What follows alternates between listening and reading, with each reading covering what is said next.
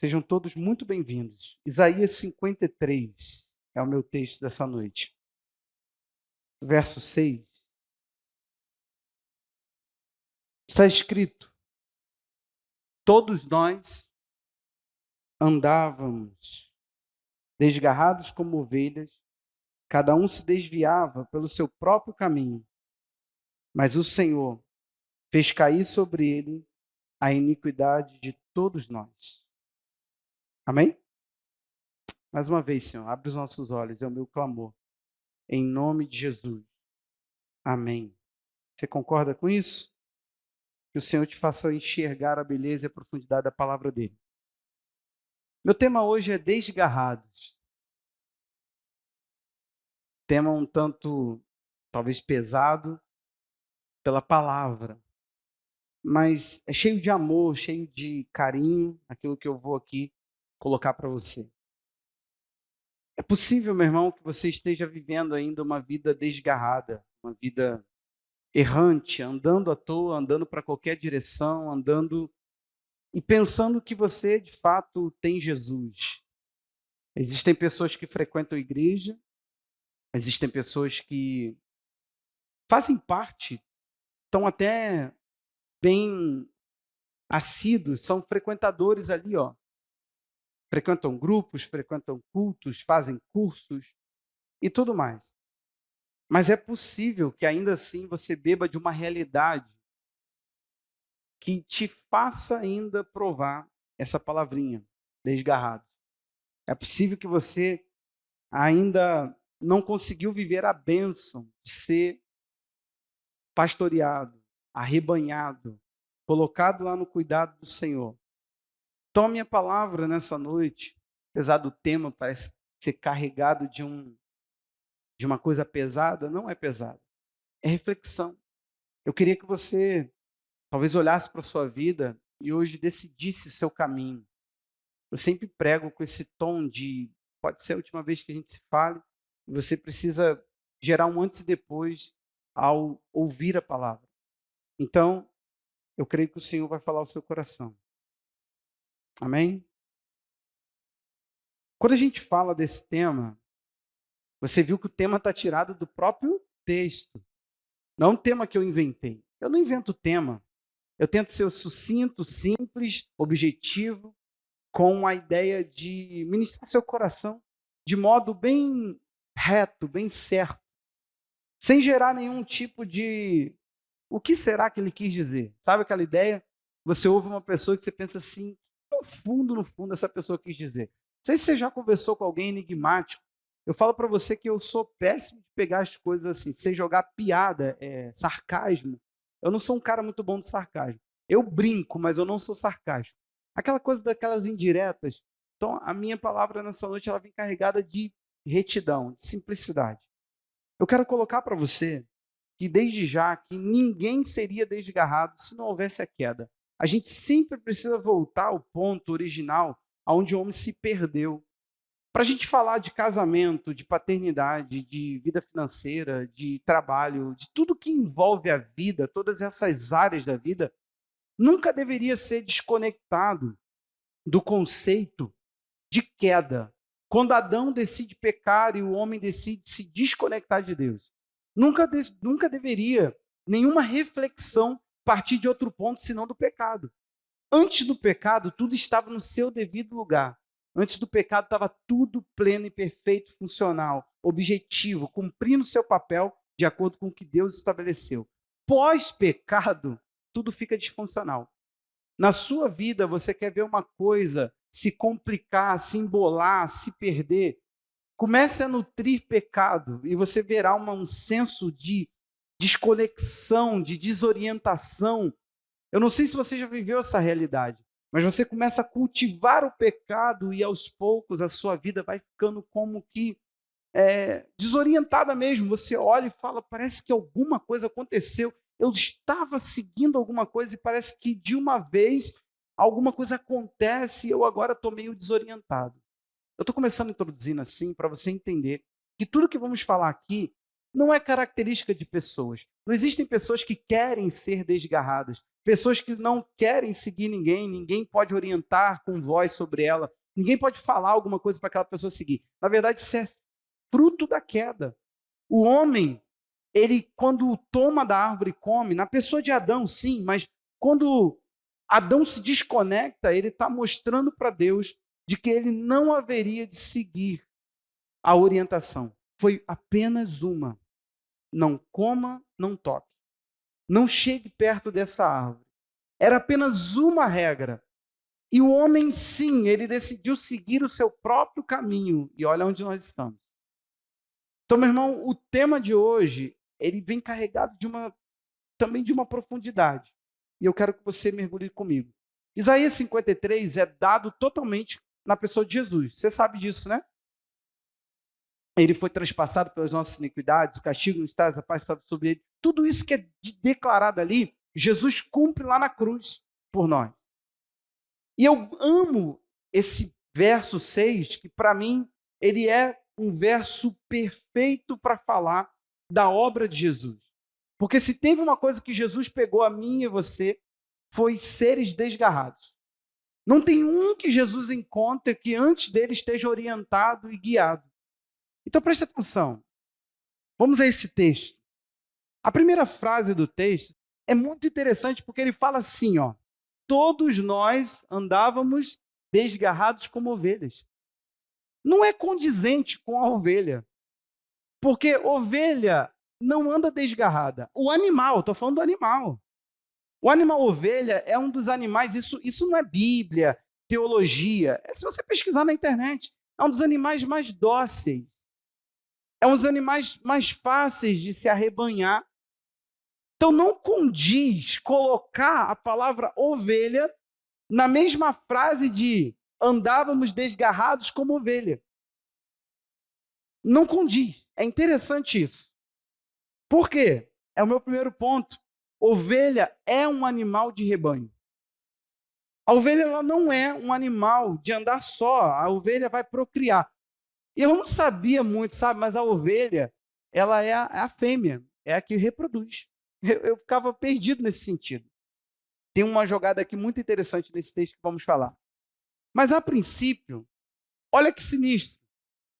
É pegado um animal para exemplificar a minha, a sua vida, e diz que na queda, na consequência do homem se perder, nós estávamos como? Andando como ovelha, desgarrados, cada um se desviando pelo seu próprio caminho. Mas ovelha é um animal de rebanho. Jesus, em João 10, do 1 ao 5, ele fala sobre o cuidado que ele teria com ovelhas, se dizendo o bom pastor. E eu quero mostrar a vocês aqui algumas coisas sobre isso. Olha o cuidado de Jesus. João 10, de 1 a 5. Em verdade, lhe digo que quem não entra no curral das ovelhas pela porta, mas sobe por outro lugar, esse é ladrão e salteador. Aquele, porém, que entra pela porta, esse é o pastor das ovelhas. Para esse, o porteiro abre, as ovelhas ouvem a sua voz, ele chama as suas próprias ovelhas pelo nome e as conduz para fora. Depois de levar para fora todas as que lhe pertencem, vai na frente delas e elas o seguem, porque reconhecem a voz dele. Mas, de modo nenhum, seguirão o estranho. Pelo contrário, fugirão dele, porque conhecem a voz dos estranhos. Jesus está colocando claramente, João 10, você conhece 10:10, que fala que o ladrão veio senão para matar, roubar e destruir. Não fala o diabo, fala o ladrão. Jesus está falando de falsos mestres, falsos pastores, pessoas que arrebanhariam pessoas, levariam pessoas a segui-lo, mas eles não têm uma voz legítima de pastor. Eles não são pessoas que se deveriam seguir. São falsos, são mercenários, como ele diz. E aí Jesus está ensinando que, ao contrário disso, as ovelhas dele conhecem ele, ouvem a voz dele, andam com ele. Então preste atenção. Ele mostra que o cuidado está relacionado em ouvir a voz e atender ao comando. Ele mostra que suas ovelhas, quando ouvem a voz do pastor, elas seguem. Elas vão. E não sei se você percebeu ali o movimento, mas elas saem do curral, todas as que pertencem àquele pastor especificamente, ou seja, tinha mais ovelhas na história de Jesus. Ele abre, né, o portão, é reconhecido, chama as ovelhas, bota para fora e leva. O que ele está fazendo aqui? O trabalho de pastoreio, o trabalho de levar para pastagem, o trabalho de levar para beber água. É o trabalho de um pastor. Não era fácil ter água, né? Alguém devia de provar desse luxo, de ter alguma coisa que pudesse ali alimentar os seus rebanhos. Mas você lembra da história de Raquel, quando ela estava lá no poço? Todos os pastores esperavam para juntos remover uma pedra para todos darem de beber o seu rebanho. Então não era uma coisa tão simples. Não era qualquer um tinha um poço artesiano em casa. Então você fica pensando que Jesus está falando para quem tem cuidado, para quem se atenta como ovelha. Ovelha é um animal de rebanho. O apóstolo Paulo, lá em Atos 20, do 28 a 31, ele está se despedindo de uma igreja que ele passou 2 anos e meio ensinando o evangelho, a igreja de Éfeso. E o que ele vai fazer ali? Ele vai chamar os líderes, os presbíteros da igreja, pregamos aqui algumas vezes sobre esse texto, e o que ele vai fazer ali? Despedir deles, deixando o conselho final. O conselho é maravilhoso. Olha o que ele diz. Cuidem de vocês mesmos, de todo o rebanho sobre o qual o Espírito Santo os colocou como bispo, para pastorear a igreja de Deus, a qual ele comprou com seu próprio sangue. Eu sei que depois da minha partida aparecerão no meio de vocês lobos vorazes, que não pouparão o rebanho. E até mesmo entre vocês se levantarão homens falando coisas pervertidas para arrastar discípulos atrás de si. Vamos mais um. Portanto, vigiem, lembrando que durante 3 anos, 3 anos, eu falei 2 anos e meio, mas perdão, 3 anos. Noite e dia, não cessei de admoestar com lágrimas a cada um de vocês. O que o apóstolo Paulo está falando? Levou tempo para arrebanhar. O rebanho está reunido, concentrado. Agora saibam, vão vir falsos pastores, vão se apresentar para o rebanho, vão querer agora fazer com que discípulos deturpem a voz que eles deveriam seguir. Só que Paulo fala assim, foi com lágrimas que eu discipulei vocês. Ovelha é um animal de rebanho. É estranho, em Isaías 53:6, ela está desgarrada e nós sermos comparados com uma ovelha desgarrada. Ou seja, um animal de rebanho fora do rebanho é um animal desprotegido.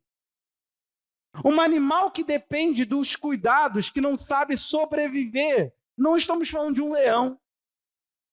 Nós estamos falando de uma ovelha. Nós estamos falando de um animal que precisa seguir. Eu falo ser seguido, mas seguir. Nós estamos falando de um animal que precisa dos cuidados minuciosos. Então preste atenção. Será que você ainda não entendeu que Jesus comparou sua igreja a isso? Eu levo uma função sobre mim que é pastor. Por quê? Porque Jesus comparou sua igreja a ovelhas. Justamente para dizer que não existe uma ovelha de Jesus que anda por aí vagando sozinha. É bem possível que você ainda não se orientou, você ainda não faz parte do rebanho. Você vem, você está aqui, é gostoso ter você aqui, é gostoso te abraçar, conhecer você, talvez conhecer seu nome, mas é péssimo não saber a quem você segue, ou se você segue por um tempo uma voz, e daqui a pouco vem outra voz, daqui a pouco outra voz, e toda hora alguém que se apresenta para você, e no mundo hoje, né, onde você pode ouvir igrejas do mundo inteiro, aonde a live, por exemplo, do André Valadão, Lagoinha lá, eu esqueci o lugar, Orlando, você pega às 5 da tarde, você está lá em Orlando vendo o culto de lá. Nesse mundo onde você pode acessar qualquer live e ver qualquer culto, um mundo tão diverso, né, de mensagem, de mentalidade, que vai seguir. A gente fica até doido. Teve um rapaz que falou assim para mim, sentou comigo e falou assim, pastor, ele se queixava de que minhas ideias não entravam na cabeça dele. Muita gente se queixava disso antigamente. E eu sempre falando, gente, não entra, senta comigo no discipulado e fala isso para mim dentro de uma sala e vamos conversar. E o rapaz sentou comigo, aí eu falei, fala o que é que você tem dificuldade de entendimento. Ele falou assim, pastor, porque algumas coisas que o senhor ensina é diferente do que o meu primeiro pastor ensinava, que também o meu segundo pastor ensinava. Aí eu falei, cara, eu sou o terceiro, eu sou diferente dos outros dois, tá ruim mesmo o negócio. Porque assim, como é que 3 pastores conseguem pregar coisas diferentes? Eu falei, bom, mas vamos aos pontos, fala dos pontos. Cara, tu acredita que o cara andou e não saiu do lugar. Não tinha, coitado, ele estava, sei lá, meio perdido mesmo, tentando procurar chifre, cabeça de cavalo, mas não tinha uma realidade certa ali, alguma coisa que ele podia falar assim, ó, a sua ideia sobre a Bíblia não está correta. Ela é a palavra de Deus e você ensina que não é. Tinha esse tipo de detalhe. O Espírito Santo ainda é vivo, faz milagres na igreja e opera sobre ela. Você fala que não faz. Não era isso, eu não tinha nada que ele pudesse confrontar ou falar que eu mudei a doutrina, nada. Era só ideias de coisas, de forma de igreja. E isso ele apresentou, mas eu falei, mas isso é indiferente. E tu pode seguir até o teu primeiro pastor ou o teu segundo, tu escolhe. É como se fosse um cardápio. Quer andar de bermuda, anda de bermuda. Quer andar de calça o dia inteiro, anda de calça o dia inteiro. Quer subir o monte, suba o monte. Quer orar só dentro de casa, só dentro de casa. É indiferente, meu irmão. Isso não está nem na minha cabeça, não me perturba e nem tira a minha paz. Agora, hoje não. O perigo está nas vozes. As vozes soam, os formatos aparecem, deturpam a mensagem, apresentam de uma forma mais atrativa um evangelho falso e compram para si o que eles querem. O resultado é sempre financeiro. Jesus não chama os falsos pastores por outro nome, chama de mercenário. Não tem outra palavra. Pessoas que lucram com uma máquina da fé. Eles vendem um produto, faz você acreditar que aquele produto é o que Jesus quis e fazem para si uma igreja. Mas sabe de uma coisa, ninguém tem direito ao rebanho. Esse rebanho será entregue e a Bíblia diz que haverá um pastor e um rebanho. Então ninguém está apacentando para si. Eu não estou chamando você para mim, eu não tenho o direito de trazer você para as ideias de Jefferson. Eu sou um servo de Jesus, eu estou prostrado a Ele, eu estou submisso a Ele. E ainda que a pregação do evangelho dele me desagrade, mude a minha vida, ou me atrapalhe de pensar as minhas ideias, eu tenho que me prostrar. Eu não sou dono de nada, eu sou mandado, eu sou o servo.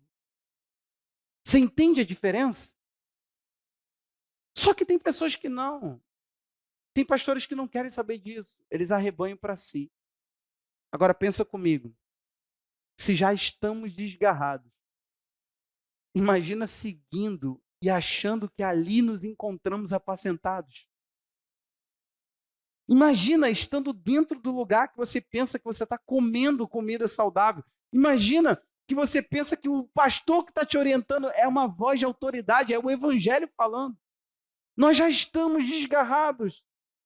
Antes de Jesus, todos nós estamos desorientados. Aí o que a gente quer? A gente quer uma igreja para nos orientar, mas a gente encontra um lugar deturpando.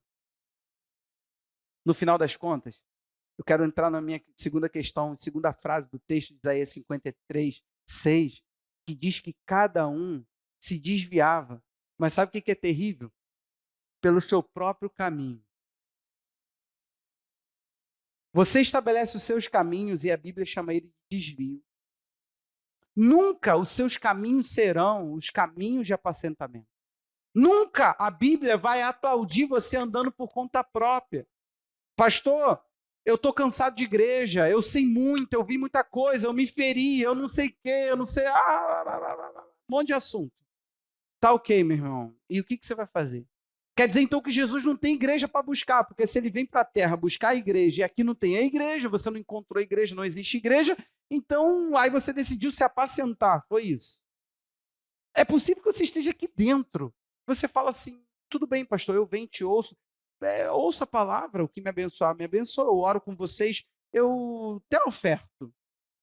Mas sabe o que acontece? Eu não quero sua orientação, não quero seguir com você. Ninguém me segue, você segue comigo. Você está aí, irmão? Você não me segue, você segue comigo. Eu também estou sendo apacentado. Eu também preciso de cuidado, eu também preciso me cuidar. Não é isso que Paulo falou? Cuide de vocês mesmos, cuide do rebanho. Agora, olha só, cada um se desviar pelo seu próprio caminho. Imagina uma igreja, imagina esse cenário. Você andando no seu, ela andando no dela, ele andando no dele, eu andando no meu. Não é bem isso que a gente está vendo de igreja? Pastor, é tanta diversidade, são tantas palavras, são tantas ideias, são tantos recursos diferentes. uma igreja faz assim, outra igreja faz assado, uma igreja pensa assim, outra igreja pensa assado. E se você quiser uma igreja que pensa um pouquinho mais leve, vai nessa aqui. E se você quiser uma igreja mais pesada, vai naquela ali. E se você quiser uma igreja mais bíblica, entra nessa aqui. Menos teológica, vai naquela ali. Gente, nós ainda não continuamos funcionando a partir da queda. Não estamos todos andando nos seus caminhos, cada um no seu, cada um elegeu o caminho e está seguindo. Imagina se Jesus iria arrebanhar um rebanho, iria trazer pessoas para o cuidado e ia falar assim, cada um no seu, hein? Cada um por si. Ande no que melhor lhe aparecer. Ande por onde você quiser. Eleja o que for mais leve para você, o que for mais curto, o que for mais atrativo, mais agradável. Já pensou? É possível que você ainda esteja assim. É possível que você ainda esteja assim. Você está aqui dentro, você até uniu, até entrou, com todo respeito à palavra ali, mas é a palavra curral. É o lugar do cuidado, é o lugar da proteção, ali está protegido. O lobo, quando vem, o verdadeiro pastor, disse Jesus, que ataca o lobo. O mercenário vê o lobo e fala, eu que não me ponho em perigo por ninguém. Então preste atenção, Jesus está falando, eu não, eu dou a minha vida pelas ovelhas. É no lugar, é na proteção, no lugar onde Jesus arrebanhou, e não tem outro lugar, é a igreja. É no lugar onde Jesus ajuntou que somos protegidos. Então ali é onde os nossos caminhos são abandonados. Você vai falar, eu tenho que seguir junto, eu tenho que andar do lado, eu tenho que estar perto. Eu não posso seguir meu próprio destino, meu próprio caminho, não posso traçar minha reta e ir, e nem posso levar pessoas comigo. Gente, no mundo de hoje, eu estava ouvindo hoje um pastor falando de treinamento de pastores, e cá para nós, ele estava falando que um pastor foi para o treinamento dele desistido porque houve rebelião. No mundo de hoje, as pessoas ainda seguem igreja que racha. Fala para mim, você ainda segue igreja que o cara fez um projeto de poder? No mundo de hoje, nós ainda damos trela para esse tipo de gente? Aí eu vou voltar para o lado bom da coisa. Temos tantos pastores que antes a gente ouvia, sabe como? Fala aí, Rafa. Baixando a mensagem deles no site deles quando eles disponibilizavam e um amigo nosso tinha internet. A gente ia no Mar Melhorado. Cara, toma aqui meu MP3. Cara, a gente começou a ficar distante, as gerações começam... Você sabe o que é um MP3? Entendeu? As gerações começam a mudar. O MP3 é igual o cartão de memória do seu celular, só que era um negocinho que a gente andava assim, ó. Um era maior. Aí depois veio MP4, que dava para botar vídeo, uns vídeos muito feios. Vocês não sabem? Diogo, você sabe o que é? Ah, tá. É pendrive. O que é pendrive, né? Cara, olha que terrível. Tu fala assim, pendrive, é só falar assim, Google Drive, OneDrive, Dropbox. Aí os jovens falam, ah... Só que como é a gente andava no bolso com o nosso Google Drive. A gente ainda anda, né? Que é o celular. Vocês entenderam? A gente pegava um amigo mais melhorado, dava para ele e falava assim, cara, baixa as mensagens do Subirá aí, do Dave Robertson, coloca aqui. E tinha que ouvir e apagar, porque não tinha memória. 1 tera? 2 teras? Mega. Era o melhorado. Tipo, a gente estava subindo na vida quando a gente tinha uns 500 megas no nosso MP3. 500 megas no nosso MP3. Quando a gente baixava uma mensagem de 100 megas, a gente ficava com raiva do pregador. Falava assim, por quê? Agora você está numa era que você não precisa acessar coisa ruim. Você pode ser seletivo. O problema é que tem tanta coisa, você se sente numa vida de self-service, você fala assim, caraca, lembra que eu contei aqui? A pessoa entra no self-service, ela joga uma salada mesmo. De repente ela bota ali uma lasanha. De repente ela fala, por que não jogar estrogonofe por cima da lasanha? Vai descobrindo receita nova. Aí ela pega, depois de jogar torresmo, lasanha, estrogonofe por cima, arroz, feijão. Meu irmão, ela ainda pega 4 queijos, joga por cima e pega uns ovos de codorna e bota assim para enfeitar. Qual coisa... Eu no Masterchef eu vencia com esse prato. Botava lá 4 ovos de codorna, soca assim, e vai para a mesa e vai para a guerra. A sensação que dá é que nós estamos fazendo isso com a igreja, com mensagem. Mas, cara, eu também quero comer ovo de codorna, mas eu também quero comer. Você tem que entender aquilo que te faz bem. E quem geralmente faz a tua dieta não é você, é o teu pastor. É ele que sabe onde te pegar e fala, vem aqui comer. Você está precisando comer isso aqui. Você fala, não, eu não quero comer isso aqui, mas é isso aqui que você tem que comer. O teu pastor tem que ser a pessoa que sabe criar uma dieta para o teu crescimento, para a tua maturidade, para a sua saúde espiritual. Mas quando você está seguindo o seu próprio caminho, meu irmão, quando você está seguindo o pior de tudo, pessoas que seguem igrejas confusas, crente confuso, pastor confuso. Judas 1,12, ele vai falar dos falsos mestres. E como que eles não produzem uma igreja assim? O Brasil, ele viveu uma realidade de desigrejados. Quem lembra dessa fase aí? Está passando essa coisa. Eis o copo. Vou inventar o copo aqui agora. Olha o copo. Eis o copo. Foi eu que inventei. É isso aqui que o Brasil provou. Esses são como rochas submersas nas festas de fraternidade que vocês fazem. Banqueteando. Viu que na igreja primitiva tinha festa, né? Só para você entender aí, ó. Com vocês sem qualquer receio. São pastores que apacentam a si mesmos. Olha o resultado desses falsos mestres que cuidam de si mesmos. Eles já são assim. Eles não têm ninguém, se submete a ninguém. A autoridade deles é Jesus. Aí ele diz assim, são nuvens sem água, impelidas pelo vento. Não chove, entendeu? Só está lá, só tem aparência. São árvores que, em plena estação dos frutos, continuam sem frutos. Aí frutos, você pensa o quê? Não resulta, não tem evangelho na vida dele. Duplamente mortas e arrancadas pela raiz. Sabe o que acontece? Esse tipo de gente é seguida, gente. Vai por mim, ele é seguida. Só que tem um probleminha aqui. Ela apacenta ela mesma. Ela se cuida. Ela não ouve ninguém. Ela não tem a ideia de ninguém pesando sobre ela. É só as ideias dela. Tem vezes que eu vou pregar temas desafiadores para vocês, eu ouço homens sérios de Deus que eu respeito, para eles me dar trava. Quando fizemos aqui uma série sobre dons, quem lembra? Eu ouvi até homem sério que não acredita em dom. Falei, ele vai me dar trava, ele vai me impor limite, porque senão o que eu vou fazer? Eu vou chegar lá, vou falar só o que eu medito, só o que eu caminhei com Deus. Mas eu quero saber o que ele ouviu de Deus. E se ouviu. Tem homens que eu cheguei na conclusão, não ouviu. Foi estar desorientado também. Não sei quem ele tem seguido, não sei se apacentou ele nesse caminho. Agora, preste atenção e de uma vez por todas, identifique uma coisa. Quem sabe você não seguiu um sem pastor. Quem sabe você não seguiu um modismo. Eu sempre digo a vocês e repito, Jesus é o meu pastor. O problema é que o teu pastor chegou para Pedro e falou, apacenta as minhas ovelhas. Então ele terceirizou o serviço. O teu pastor hoje não está na terra. Ele é o supremo, ele é o maior, como disse Pedro na sua primeira carta. Ele está acima de todos, ele vai receber o rebanho. É dele, é para ele. Mas ele deixou pessoas para cuidar. Não tem essa possibilidade. Eu vou agradar Jesus e vou seguir sem rebanho. Eu não tenho lugar de ajuntamento. Eu não tenho apacentamento e ninguém é voz autoritativa sobre mim. Só a voz de Jesus. Meu irmão, isso é a coisa mais ridícula. Esse tempo passou. Deixa eu te explicar. Essa teologia já foi furada, gente. Tem heresia melhor.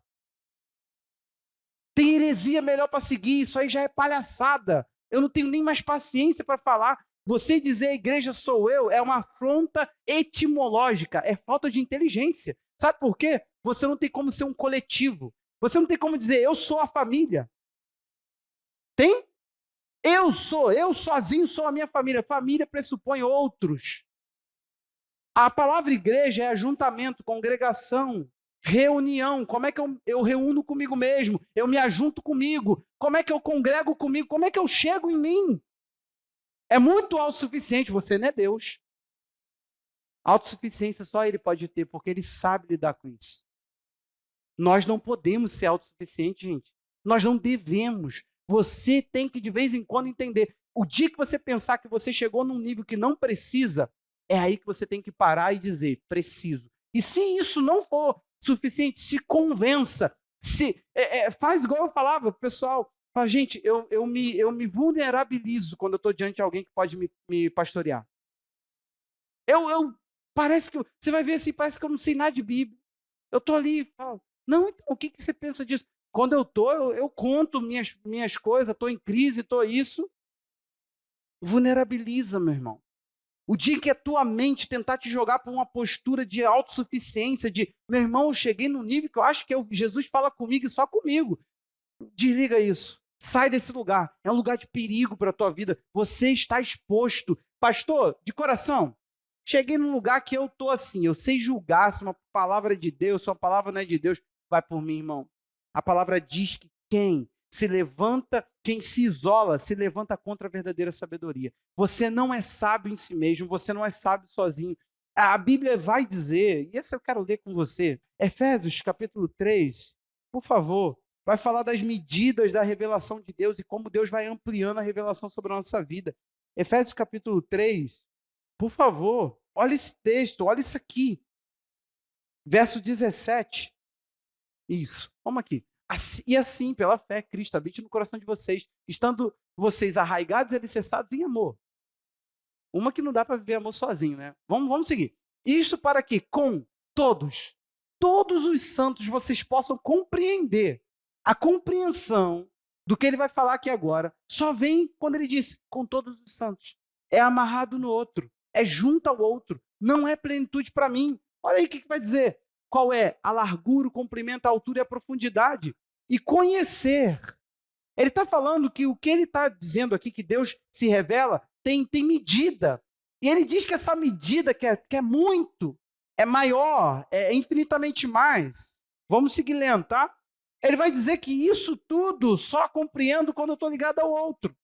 Com todos os santos. Aí ele vai dizer, e conhecer o amor de Cristo que excede, isso aqui que é lindo, conhecer algo que excede entendimento. Como é que eu conheço algo que não cabe no entendimento, que não dá para entender? Ele está falando que se prova, não é um conhecimento que se entende, não é um conhecimento que se explica, é um conhecimento que se experimenta. Como que eu vou viver uma experiência sozinha de amor, do amor de Cristo, para que vocês fiquem cheios de toda a plenitude de Deus? Ora. Aí vem o texto que você só ora quando você está precisando de algo impossível. Aquele que é poderoso para fazer infinitamente mais do que tudo que pedimos ou pensamos, conforme o seu poder que opera em nós. A ele seja a glória na igreja e em Cristo Jesus, por todas as gerações, para todos sempre. Amém. Então, ele vai dizer que Deus pode fazer muito mais. E que não cabe, tudo que ele faz não cabe na nossa mente. Ele vai dizer que o amor dele, conhecer o amor dele que excede o entendimento. Por favor. Como é que a gente vai viver isso se a gente se isola? Se a gente anda no próprio caminho? Eu sei de onde eu tenho que ir, eu sei para onde eu vou, eu sei o que eu quero fazer, eu já sei o evangelho. Teve uma vez que um amigo confrontou o outro, falou assim, cara, tu tem que ler Bíblia, tu é ministro de louvor. Ele falou assim, tem alguma coisa nova na Bíblia? Eu já li a Bíblia toda. Eu já está lá, cara, eu sei que está lá. O amigo falou assim, cara, mas não é assim que funciona. Ele, não, eu não concordo com isso. Você fica lendo Bíblia. A Bíblia é a Bíblia, cara, é o mesmo texto. Cara, tem umas horas que umas carnalidades se reinventam. Então vamos seguir aqui. Vamos falar da postura de ovelha. Sabe o que acontece? De novo. Só que agora eu quero ler Isaías 53, a partir do 6, e ler um pouquinho mais. Vamos ler até o 7. Olha isso aqui. Ai, Diogo. Com as nossas mãos calejadas, né? Aí. Todos nós andávamos desgarrados como ovelhas, cada um se desviava pelo seu próprio caminho. Mas o Senhor, essa é a virada. Mas o Senhor fez cair sobre ele a iniquidade de todos nós. Ele foi oprimido e humilhado, mas não abriu a boca. Como cordeiro, mudou o animal. O que Jesus ia fazer como cordeiro? Foi levado para o matadouro. Você já viu? Eu não reparava isso. Gente, eu fui estudar sobre os animais, coisa agrícola. Não tem nada, aqui não tem nada de teologia e Bíblia. O cordeiro, a carne dele é melhor. Aliás, por quê? O cordeiro é novinho. Se deixa. É um animal mais robusto, é um animal que serve para multiplicar. mas não é uma carne tão agradável de comer. Olha só que sinistro. Então, como o cordeiro foi levado para o matadouro e, como ovelha muda, voltou para a ovelha, diante dos seus tosqueadores, você sabe o que é tosquear? Tirar a lãzinha da ovelha. Ele não abriu a boca.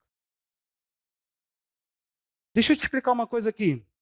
Para te trazer ao caminho, alguém precisou se comportar numa postura de total obediência. Para te levar ao caminho, alguém precisou ser totalmente pastoreável, totalmente obediente, rendido.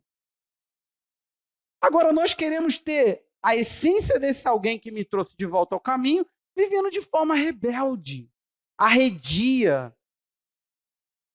A gente morre de rir de vez em quando esse meme volta no Instagram. Aquele que, seja quem já viu aquele que o cara tá com rebanho, cara, de ovelha. E não sei por que o rebanho ataca o cara. Eu acho que ele era um mercenário. Quem já viu esse vídeo? Cara, vocês estão muito fracos de meme. A ovelha vem e dá uma cabeçada no pastor. A gente acha que é pastor, né? Mas o cara cai. Gente, quando ele levanta, a outra vem por trás e bum de novo. Não feliz, o cara levanta e de novo. Aí vem, né? Os memes vêm tudo para nós, pastores. Cara, as ovelhas são perigosas. Mas aquilo ali não é a natureza dela, não. Eu acho que aquele ali era o mercenário. Eu acho. Para a ovelha ter. Ui! Ou era um lobo, cara, porque a ovelha ficou tão braba que eu acho que ele tentou arrebanhar e encontrou umas ovelhas bem afiadas, bem discipuladas. Eu acho, não é possível. Agora, o interessante é você entender esse ele não abriu a boca. Porque Jesus fala muito. Ele fala com os seus discípulos antes e quando ele é preso, ele fala. Ele conversa. A questão é que ele não abre a boca para destruir nada que custasse a submissão dele a Deus. Ele manteve todo o ato que precisava para que ele fosse condenado. Interessante isso. Ele não mudou, ele não argumentou, ele não disse, eu não sou tudo isso aí que eles estão dizendo. Ele poderia dizer que era mentira, mas ele ficou quieto. Ele aceitou o preço calado. A submissão de Jesus, ela custou mesmo sofrimento, e ele aceitou isso de boa. E sabe o que acontece? O sofrimento dele se tornou o que a igreja foi orientada a tomar como base para sofrer. 1 de Pedro, capítulo 2, do 21 ao 25, diz isso. Vocês foram chamados, porque para isso vocês foram chamados. Pois também Cristo sofreu no lugar de vocês, deixando o exemplo para que vocês sigam os seus passos. Ele não cometeu pecado. Não foi encontrado engano em sua boca. Pois ele, quando insultado, não revidava com insultos. Quando maltratado, não fazia ameaças, mas se entregava àquele que julga retamente. Carregando ele mesmo em seu corpo sobre madeira os nossos pecados, para que, mortos para os pecados, vivamos para a justiça. Porque pela ferida dele vocês foram sarados. Porque vocês estavam desgarrados como ovelhas. Agora, porém, se converteram ao pastor e bispo da alma de vocês. Como é que você vai continuar arredio? Como é que você vai continuar no levante, promovendo a divisão, promovendo a separação, esse exclusivismo, essa ideia de que você não precisa de ninguém?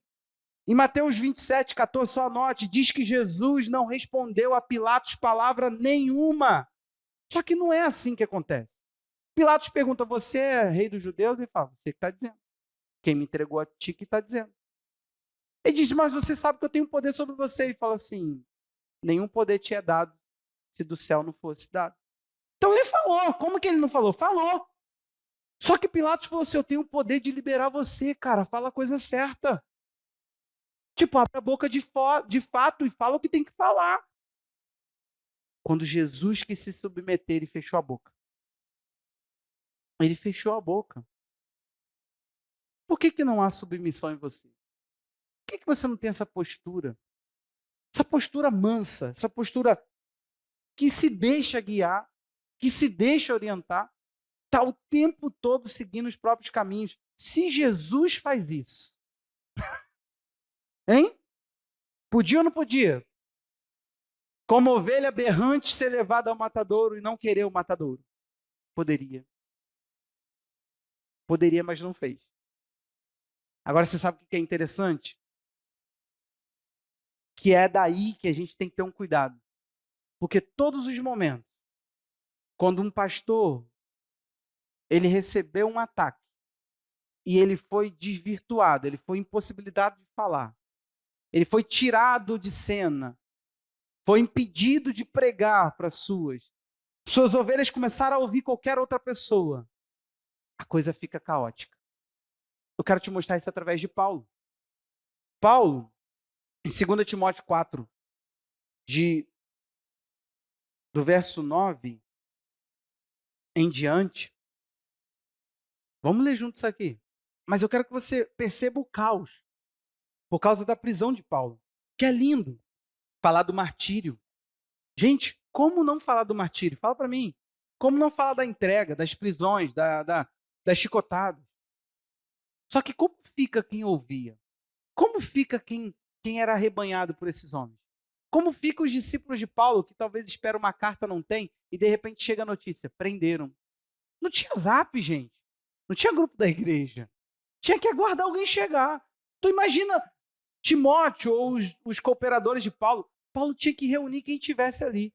Só que nenhuma dessas prisões, empenhe-se por vir até aqui o mais depressa possível. Ele está falando, Timóteo, sai da onde você está e vem para cá. Vem para a prisão. Ele vai pedir algumas coisinhas pessoais dele e fala assim, mas vem para cá porque tem uma situação acontecendo que está sinistra. O quê? Porque Demas, tendo amado o presente século, me abandonou e se foi para Tessalônica. Alguém lembra o que é Tessalônica? Você tem uma Bíblia que contém 2 cartas para uma igreja chamada Crescente, que é outra pessoa, foi para... Você lembra de alguma coisa? Tem na sua Bíblia Gálatas? Olha o que está acontecendo aqui. Os caras abandonaram Paulo e foram. Aí ele diz, Tito foi para Dalmácia. Somente Lucas está comigo. Encontre Marcos.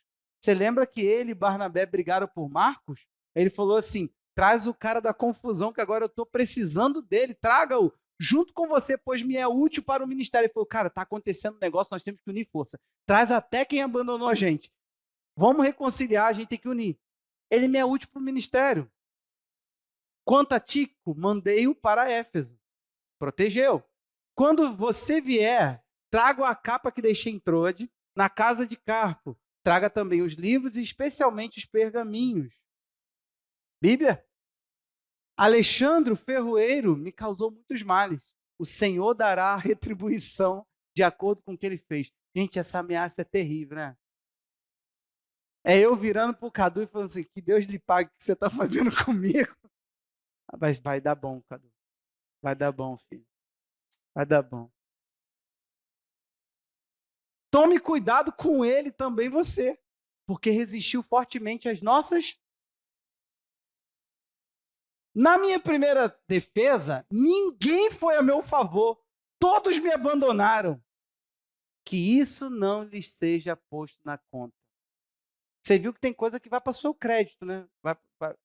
Anota aí que o Cadu fez, vai ser o Cadu, porque eu falei que ele está bem na fita, melhor já pensou que eu dou o exemplo em outro, e o outro fala, jogou piada. Então vamos lá. Olha aqui, ó. Que ele falou que o Senhor não lhe põe isso na conta, porque se colocar vai dar ruim para tu, hein? Como é que tu vai pagar essa dívida?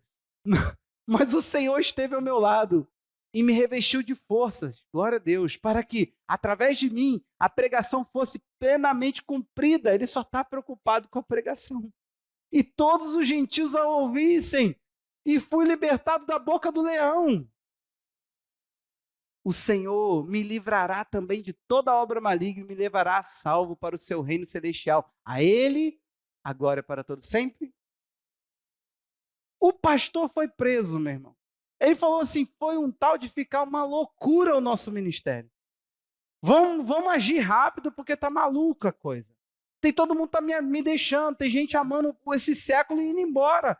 Falou, os caras se perderam. E agora eu fico pensando, se sobre o discipulado de Paulo aconteceu uma baderna, ô Jesus, tem misericórdia de nós, Senhor. Tem misericórdia de nós. Zacarias 13:7 vai fazer uma profecia que se cumpre em Jesus. Não precisa, só nota, 13:7. Mateus 26:31, agora é o momento onde Jesus está se dispersando. Está falando para os seus discípulos, se despedindo, perdão. Está dizendo, olha, vai dar ruim. Essa noite eu serei uma pedra de tropeço para todos vocês. Jesus está falando, eu que geralmente sou caminho, eu que geralmente sou orientação, eu vou ser a pedra que vocês vão tropeçar nela. Por quê? Ele diz, porque está escrito, ferirei o pastor e as ovelhas do rebanho ficarão dispersas. Zacarias 13:7. Deus fala, ó espada contra o meu pastor, um negócio assim. E depois ele fala, é isso mesmo, levante-se, ó espada, ataque o meu pastor e aquele que é meu companheiro, diz o Senhor dos Exércitos. Fira o pastor e as ovelhas ficarão dispersas.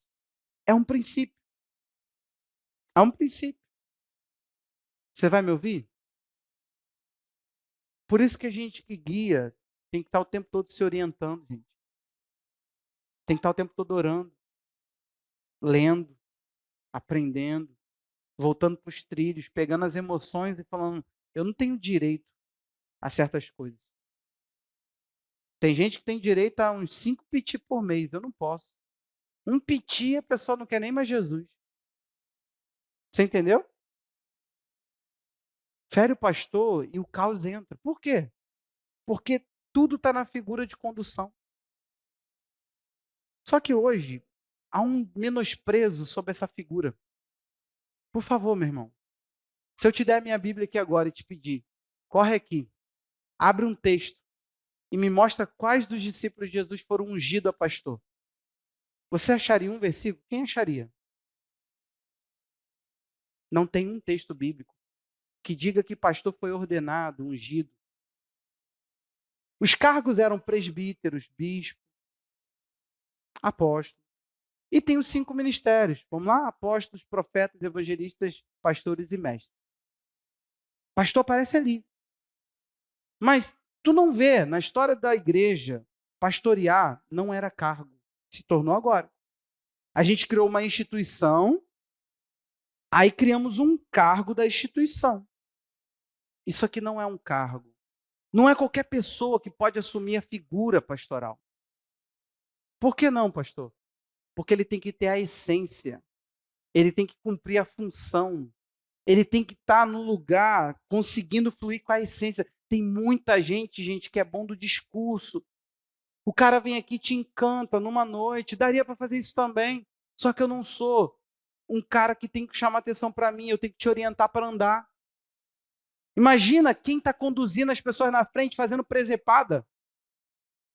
Eu vou lembrar daquela trilha, uma das últimas trilhas que nós fizemos, ridícula. Os homens passaram por nós numa competição, a testosterona deles, sei lá, estava baixa, não sei o que aconteceu. Saíram andando, correndo na frente. Ficou eu e Túlio e umas mulheres. Algumas pessoas que não estavam conseguindo subir. Quando eu chego lá em cima, pastor, chegando agora. Eu falei, cara, tinha gente lá embaixo. Vocês passaram por nós na corrida e você ficou aqui e eu subi com as pessoas. Aí já me irritei com vontade de jogar morro abaixo. Tá com pressa, desce rolando. Se na volta a gente não tivesse feito a mesma coisa, uma pessoa vai machucar o joelho, vai estralar o joelho da pessoa, a pessoa vai descer e plá! Não sei se o Túlio lembra, mas nem o esposo se coçou. Foi eu e o Túlio se revezando para ajudar a pessoa até o final da trilha a andar, pulando de um pé só. Aí eu não entendo. Tem uma sensação que dá, é isso. A pessoa na vida, ela não pensa em quem ela está conduzindo. Esse não é pastor. Ele sai andando, meu irmão, eu estou por mim, eu vou subir, eu estou bebendo água. A gente preocupado com quem não levou água. O pastor, ele tá olhando os outros, não a instituição. Gente, isso roubou da gente o direito de ser pastor. A gente tem que ser tudo. Se você for um bom gestor, se você fizer a igreja ficar sem dívida, com uma estrutura maravilhosa, as pessoas olham e falam, caramba, que espetáculo de pastor. Mas se você chorar com ela num discipulado, tu é um verme. Tu tem que ter sempre uma palavra de ânimo, e nunca você pode ser humano. Eu quero ver você em alguns contextos que eu já entrei. Como é que faz assim, para bebezinho de mês? Um caixãozinho branco assim, ó. Como é que faz para você falar nesse velório? Como é que faz? Fala aí. Tem como falar? Isso é sua vitória. Jesus está no barco, você não pode chorar. É assim que faz? Vou te explicar como é que um pastor faz. Você olha na cara do pai e chora junto, porque não tem explicação. A dor que essa pessoa está sentindo, você sente junto com ela. E depois você ora falando, Deus, isso dói.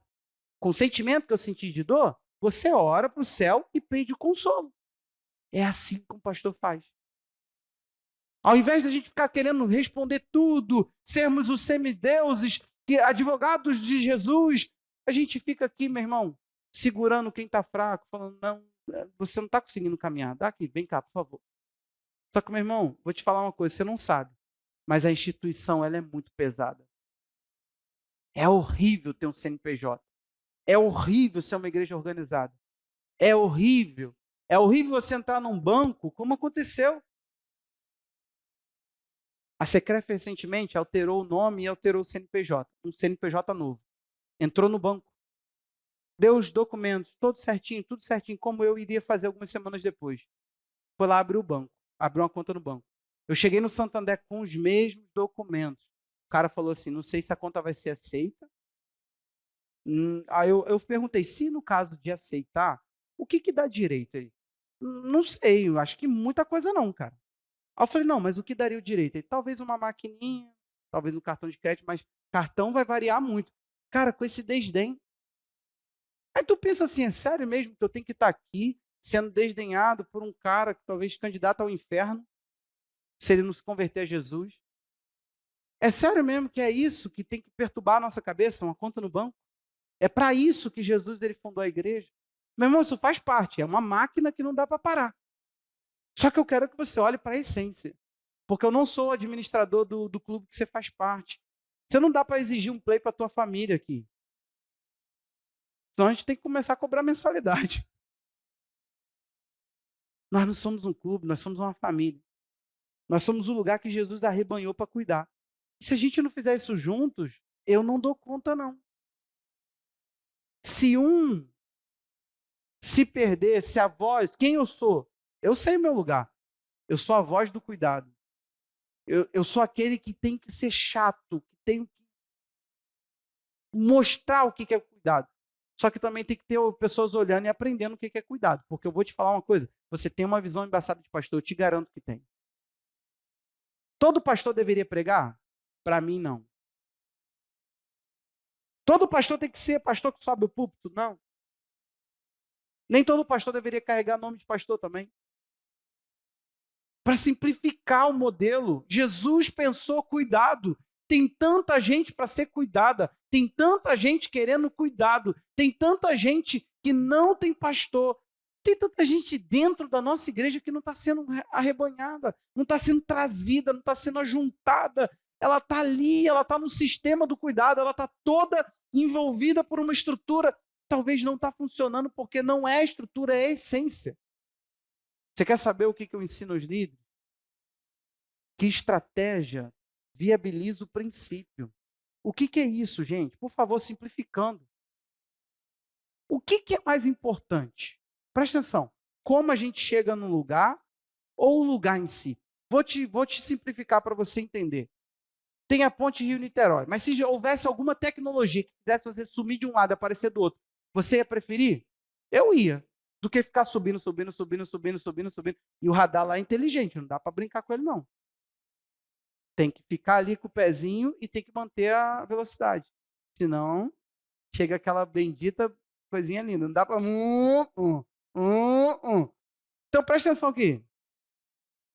Se tivesse uma tecnologia que sumisse de um lado e aparecesse do outro, quem ia querer? Eu ia. Se passasse sem radar, então, ou sem pedágio, cara, uma vez eu tive que fazer um negócio ali por perto ali. Aí tinha que vir naquela entrada ali, como quem vai para Brasil, né, para depois ver se segue Brasil ou linha vermelha. ou a Ponte Rio-Niterói. Aí a Raquel veio comentando uma coisa, foi no período de falecimento do meu sogro, a gente foi resolver um negócio no hospital, aí a Raquel conversando comigo, cara, quando eu vi, eu fiz assim, ó. Cara, quase que eu fui parar lá na casa do meu pai em Unamar, cara. Eu peguei carrinho Magé, né? E falei pra Raquel assim, cara, bota no GPS aí, retorno. Aí ela, não, fica tranquila, já pagamos, já deu, tá tudo certo. Quase que eu fui visitar lá Marinho, falei, vou parar aqui. Aí, falei, Raquel, quando você vê retorno, você me fala. Ela falou assim, olha aqui, é antes, Raquel, olha aí no GPS. Aí eu falei, não, amplia aqui para mim. Tá, aí eu joguei já na direita, que ela já tinha feito isso 2 vezes. Aqui! Não dá para virar assim, cara. Velozes e Furiosos é só o filme, é só um filme. Se tivesse uma tecnologia, você ia querer, não ia querer? Então é indiferente, meu irmão. Ponte é só porque não tem isso. Preste atenção. O princípio é o importante, a estratégia. Ó. Se é célula, se é grupo pequeno, se é grupo no teto, se é grupo em cima daqui, ou se é grupo aí embaixo, não importa. A gente só está querendo cuidar de você. Os líderes só estão querendo criar uma maneira inteligente para a gente ser uma igreja que cresce. Para a gente terminar, Mateus 9, 35 e 36. Eu espero que isso entre no teu coração, meu irmão. Não deixa mais o diabo roubar você, criar em você um ambiente de confusão. Olha isso aqui. Jesus percorria todas as cidades e aldeias, ensinando nas sinagogas, pregando o evangelho do reino e curando todo tipo de doenças e enfermidades. Está lindo o ministério. Ao ver as multidões, Jesus se compadeceu delas, porque estavam aflitas e exaustas, como ovelha que não tem pastor. O fato da exaustão, sabe, e da aflição das ovelhas, ele acredita como ovelha que não tem pastor. É possível que você está se lascando na vida, desculpa o termo, não tem outro melhor. Teu casamento está mal, tua vida financeira está mal, tudo mal. Aí eu te pergunto assim, cara, você segue Jesus orientado por quem? Quem está do teu lado humanizando a mensagem? Você entendeu? Quem está do teu lado incorporando a coisa, falando, meu irmão, sim, é difícil mesmo engolir um sapo, mas eu também sou esposa e engulo também. Vou te explicar como é que eu engulo de forma cristã os meus sapos com a minha esposa. Quem está aí servindo de modelo para a tua vida? Quem você vê? É só um exemplo. Quem você vê? Quem fala para você que você está errado? Quem tem esse direito de sentar você e falar, errou? A quem você dá o direito? Ninguém. Ninguém pode falar, eu não gosto que ninguém me chame atenção. Vou te falar, pastor, ó, regra para você dessa igreja, não me chame atenção. Então, regra para você, não faça parte dessa igreja. Porque como é que eu vou cuidar de você sem poder falar que você errou? Como é que eu vou fazer essa proeza? Como é que eu vou apontar um caminho sem dizer que você se desvirtuou do outro? Só apontando? Só falando, é aqui. Às vezes eu falo, querido, esse caminho aí está errado. Você vai se quebrar. E, gente, eu me comprometo em crescer. Eu me comprometo em buscar a Deus. A única coisa que eu não posso fazer é pegar tuas perninhas e imobilizar, botar uma espécie de controle, como se fosse um videogame e eu pudesse controlar seus movimentos. Não posso. Uma ovelha chegou para um pastor e falou assim: estou indo embora da igreja. Motivo? O pastor perguntou: por quê? Falou: aqui ninguém controla a minha vida. Ela falou: eu fui de uma igreja que é onde me controlava, o pessoal queria saber. Falou: ninguém controla a minha vida. Gente, as pessoas estão muito carentes, né?